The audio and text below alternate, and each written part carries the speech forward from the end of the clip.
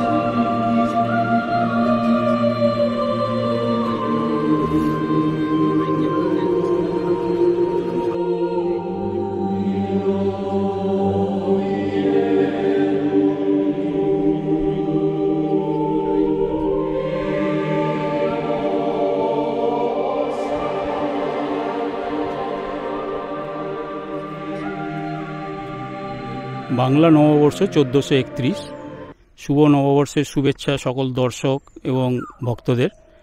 আজ আমি এসেছি সোমসার রামকৃষ্ণ মিশন, যেখানে রামকৃষ্ণ মঠ ও মিশনের 12 প্রেসিডেন্ট, তার জন্মভূমি এবং জন্মভিটে, সেই জায়গাতে তৈরি হয়েছে রামকৃষ্ণ মিশনের একটি সেন্টার, সোমসার রামকৃষ্ণ মিশন, বাঁকুড়া জেলায়। তো এই সেন্টারের যিনি কর্ণধার, সেক্রেটারি মহারাজ, ওনাকে আজ পেয়েছি। ভক্তদের প্রতি শুভেচ্ছা, ভালোবাসা এবং মায়ের আশীর্বাদ বর্ষণ করবেন, সেটা মহারাজজির কাছ থেকে আমরা সরাসরি শুনে নেব। আজ 1431 বঙ্গাব্দের শুভ নববর্ষ, পয়লা বৈশাখ। রামকৃষ্ণ মিশন সংসারে সকাল থেকে বিভিন্ন অনুষ্ঠানের মাধ্যমে এই দিনটি উদযাপিত হচ্ছে। আজকে সমস্ত বাঙালি, হিন্দু এবং ভারতীয়দের কাছে একটা বিশেষ পুণ্য দিন, কারণ বাংলা নববর্ষ আজ থেকে শুরু হচ্ছে।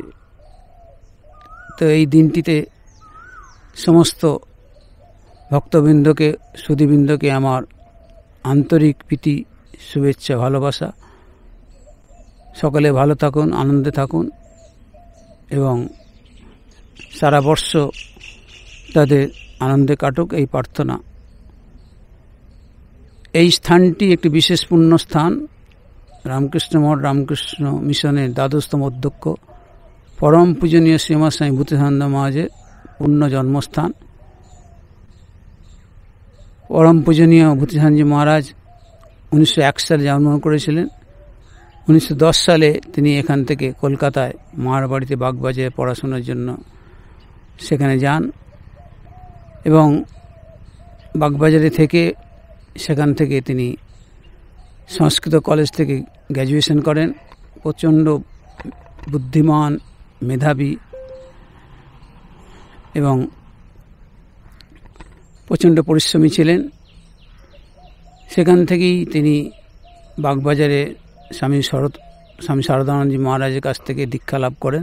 শ্রী শ্রী মাকেও দর্শন করেছিলেন তো সেই পরম পূজনীয় ভূতিস্বামী মহারাজ পূর্ণ জন্মস্থানে আজকে একটা বিরাট আশ্রম তৈরি হয়েছে 3 একর জমি নিয়ে।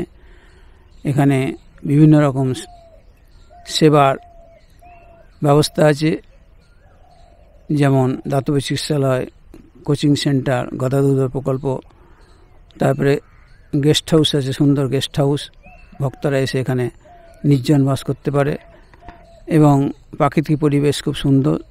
সামনে দামোদর আছে, 1 কিলোমিটার নয়, 1.25 কিলোমিটার। সেখানে সোমেশ্বর শিব আছে, সেই সোমেশ্বর শিবের নাম অনুসারে এই গ্রামটার নাম হয়েছে সোমসার।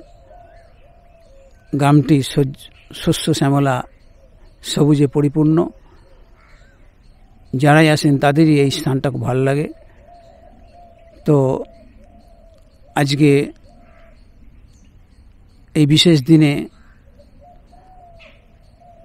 কিছু এই আশ্রম সম্বন্ধে বলতে পেরে নিজেকে ধন্য মনে করছি। আপনারা আসুন, দেখুন এবং উপভোগ করুন। ঠাকুর যে বলেছিলেন 3টে উদ্দেশ্য, 3টে উপায়। উদ্দেশ্য হচ্ছে ভগবান লাভ, উপায় হচ্ছে 3টি। একটি হচ্ছে নাম গুণগান, 2 নম্বর সাধুসঙ্গ, 3 নম্বর নির্জন বাস। তো আপনারা এখানে এসে খুব নিরিবিলিতে জপধ্যান করতে পারবেন। আর সাধুসঙ্গ আমরা আছি, সদ্গ্রন্থ পাঠ সেটাও সাধুসঙ্গ। আর নির্জন বাস, ঠিক নির্জন বাস করতে পারবেন। তো আপনারা আসুন, এই প্রার্থনা করে সকলকে শুভেচ্ছা নিয়ে আমার ছোট বক্তব্য শেষ করলাম। তো আমরা এখানে দেখতে পাচ্ছি চারিদিকে ধান ক্ষেত, মাঝখানে ঠিক একটি দ্বীপের মতো এবং বেশ গাছপালা পরিবেশ, আশ্রমের একটা পরিবেশ এবং পাখির কুজন। সবসময় পাখির ডাক শুনতে পাচ্ছি। এখানে ফুলের গাছ, প্রচুর ফুল ফুটে আছে এখানে মহারাজ। তো আমি মহারাজকে জিজ্ঞেস করবো যে এখানে অ্যাকোমোডেশন যেটা আছে, গেস্ট হাউস, কতজন মানুষ এসে থাকতে পারবেন? 40 জন ভক্তরা এখানে থাকতে পারবেন। এখানে সুন্দর গেস্ট হাউস হয়েছে এবং কমোড, গিজার থেকে শুরু করে যা প্রয়োজন বর্তমান যুগে সবই আছে।